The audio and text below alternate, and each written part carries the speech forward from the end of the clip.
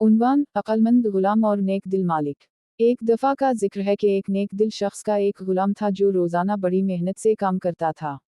एक दिन गुलाम ने अदब से अपने मालिक से कहा, मालिक, क्या मेरी तनख्वाह में थोड़ा सा इजाफा हो सकता है? मालिक उस वक्त किसी और काम में मसरूफ था। वो गुस्से में आ गया और गुलाम को सख्ती से झड़क दिया, तुम्हें जो कुछ मिल रहा है उसी पर खुश रहो, मैं तुम्हारी तनख्वाह नहीं बढ़ाऊंगा।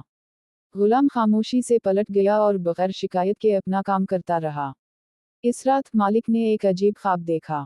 इसने खुद को क़यामत के दिन अल्लाह के सामने खड़ा पाया। उसके अमाल तोले जा रहे थे। एक तरफ नेकियों और दूसरी तरफ गुनाह रखे जा रहे थे। गुनाहों का पल्ला भारी हो चुका था। उसी लम्हे एक चमकता सिक्का नेकियों के पल्ले में रखा गया। वो पल्ला भारी हो गया और निजात का फैसला हो गया। मालिक ने हैरत से पूछा, ये कौन सा सिक्का है जिसने मुझे बचा लिया? फरिश्ते ने जवाब दिया, ये वही सिक्का है जो तुमने अपने गुलाम को तनख्वाह में इजाफे के तौर पर दिया था। अगरचे मामूली था, लेकिन चूंकि वो एक ज़रूरतमंद के दिल की राहत का सबब बना, अल्लाह ने उसे कबूल फरमा लिया। मालिक नींद से जागा तो बहुत मुतासिर हुआ।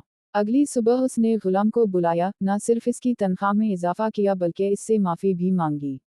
इसे समझ आ चुकी थी कि अल्लाह की रज़ा के लिए किया गया छोटा सा अमल भी क़यामत के दिन अजीम नफ़ा दे सकता है।